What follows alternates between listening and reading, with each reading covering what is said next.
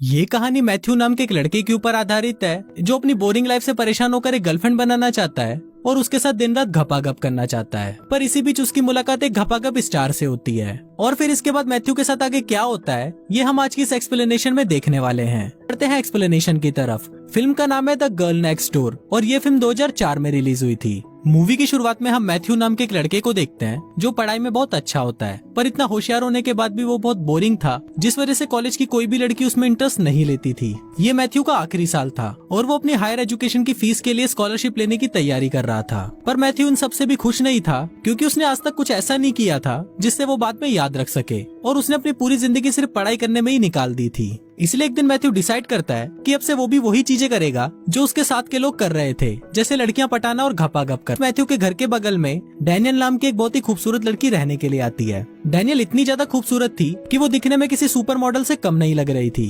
रात को Matthew phone पर बात कर रहा होता है और तभी उसकी नजर डैनियल की खिड़की पर जाती है जो कि कपड़े बदल रही थी। ये देखकर मैथ्यू का छोटा चेतन जाग जाता है और फिर वो भी छुपकर डैनियल को देखने लगता है। पर तभी डैनियल मैथ्यू को उसे देखते हुए देख लेती है और वो सीधा उसके घर आ जाती है। तभी डैनियल के डैड उसे नीचे बुलाते हैं, जिसको सुनकर डैनियल की फटकर 64 हो जाती है। अब मैथ्यू डरते हुए नीचे आता है, पर तभी उसके डैड उसे बोलते हैं कि डैनियल इस शहर में नई आई है और उसे यहाँ के बारे में कुछ नहीं पता, इसलिए तुम इसकी हेल्प करो और इसके साथ जाओ। अब जब ये दोनों साथ में जा रहे होते हैं तभी डैनियल मैथ्यू से पूछती है कि तुम्हें बिना कपड़ों के मेरे खरबूजे कैसे लगे, जिस पर मैथ्यू से बोलता है कि वो खरबूजे नहीं संतरे थे। ये सुनकर डैनियल की सटक जाती है और वो मैथ्यू को बोलती है कि चल तू अब अपने कपड़े उतार और मुझे अपना केला दिखा। अब डैनियल जबरदस्ती मैथ्यू के सारे कपड़े उतरवा देती है। फिर जब मैथ्यू पूरी तरह नंगा हो जाता है तो डैनियल उसे कार से उतार कर उसके कपड़े लेकर भाग जाती है। पर थोड़ी देर बाद डैनियल वापस आ जाती है और वो मैथ्यू को बोलती है कि वो सिर्फ उसके साथ मजाक कर रही थी। इसके बाद वो दोनों साथ बैठकर बातें करने लगते हैं और कुछ ही देर में उन दोनों में अच्छी दोस्ती भी हो जाती है।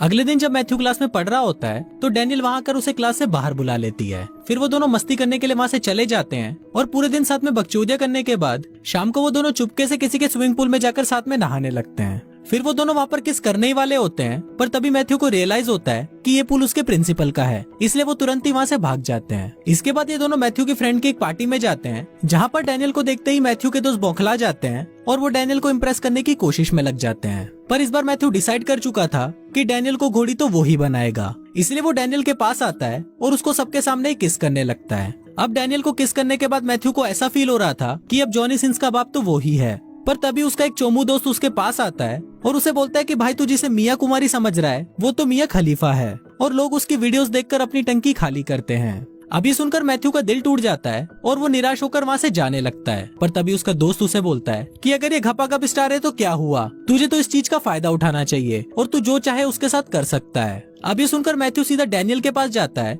जो उसकी माँ के साथ बैठकर उसकी बचपन की फोटोज देख रही थी। वहाँ मैथ्यू डैनियल को बोलता है कि आओ मैं तुम्हें तारों के शहर ले चलता हूँ और फिर वो दोनों साथ में एक होटल में जाते हैं जहाँ मैथ्यू डैनियल को घोड़ी बनने के लिए बोलता है। अब डैनियल भी समझ गई थी कि मैथ्यू उससे क्या चाहता है, जिस पर डैनियल उसे बोलती है कि तुम मुझे गलत समझ रहे हो, मैंने घोड़ी बनने का काम तो कब का छोड़ दिया है। डैनियल बताती है कि पहले मैं किसी के लिए भी घोड़ी बन जाया करती थी, पर अब मैं वैसा कुछ नहीं करती, और ये बोलकर वो डैनियल से नाराज होकर वहाँ से चली जाती है। अगले दिन मैथ्यू डैनियल से माफी मांगने उसके घर जाता है, जहाँ पर उसे एक और आदमी मिलता है जिसका नाम कैली था। मैथ्यू कैली से पूछता है कि तुम डैनियल को कैसे जानते हो, जिस पर कैली उसे बताता है कि मैं डैनियल का प्रोड्यूसर हूँ और साथ ही मैं इसका एक्स भी हूँ।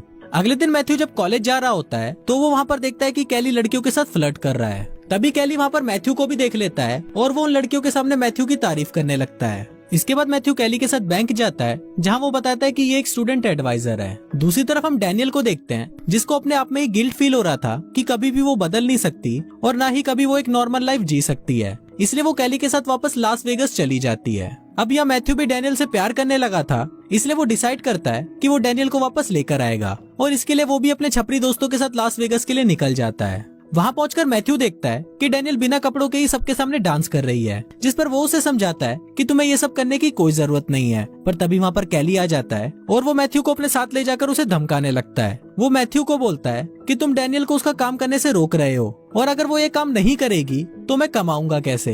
अब कैली के इतना धमकाने पर भी मैथ्यू डैनियल के पास वापस जाता है और उसे समझाता है कि तुम्हें ये सब नहीं करना चाहिए क्योंकि तुम इससे बेटर लाइफ डिजर्व करती हो। अगले दिन जब मैथ्यू अपने घर पर होता है तो वहाँ पर डैनियल उसे उसके कॉलेज के लिए लेने आती है। फिर जब वो दोनों कॉलेज जा रहे होते हैं तो मैथ्यू उसे अपने साथ प्रॉम में जाने के लिए पूछता है। आज मैथ्यू के लिए बहुत ही इंपॉर्टेंट दिन था, क्योंकि अगर आज उसने अपने स्कॉलरशिप के एग्जाम को पास कर लिया तो वो हायर स्टडीज के लिए एक बड़े कॉलेज जा सकता है। पर तभी एग्जाम के दौरान कैली वहाँ पर आ जाता है और वो मैथ्यू को उठाकर वहाँ से ले जाता है, क्योंकि मैथ्यू ने डैनियल को वहाँ से भगाकर उसके $30,000 का नुकसान करवा दिया था। इसके बाद कैली उसे कुत्तों की तरह मारता है और अपनी पूरी भड़ास निकालने के बाद वो मैथ्यू को ड्रग्स देकर किसी ह्यूगो नाम के आदमी के घर पर उसकी ट्रॉफी चोरी करने के लिए बोलता है। फिर जब मैथ्यू वहाँ पर चोरी करने जाता है तभी कैली पुलिस को फोन कर देता है, जिस वजह से पुलिस उसे पकड़ने आ जाती है। पर तभी वहाँ पर मैथ्यू के दोस्त आ जाते हैं और उसे बचाकर अपने साथ ले जाते हैं। इसके बाद मैथ्यू डैनियल के साथ कॉलेज में स्कॉलरशिप की स्पीच देने जाता है, जहाँ पर मैथ्यू को वो ड्रग्स का नशा चढ़ने लगता है और वो स्पीच की जगह सबके सामने उल्टी सीधी बातें बोलने लगता है, जिस वजह से उसे वो स्कॉलरशिप नहीं मिलती।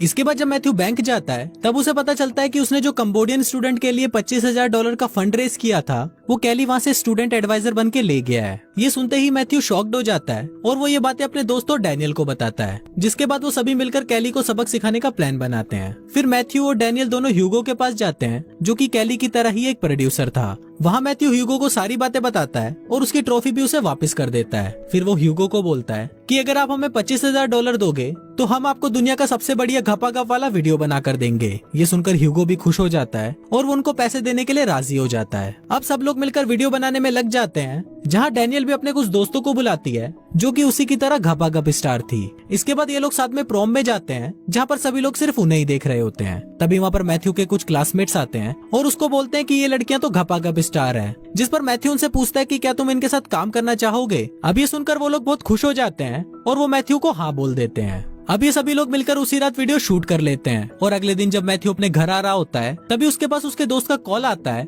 और वो उसे बताता है कि हमारी वीडियो को किसी ने चोरी कर लिया है और चोरी करने वाला और कोई नहीं बल्कि कैली होता है। कैली मैथ्यू को धमकी देता है कि इस वीडियो की कमाई का आधा हिस्सा तुम मुझे दोगे, नहीं तो मैं इस टेप को तुम्हारे प्रिंसिपल और तुम्हारे पेरेंट्स को दिखा दूंगा।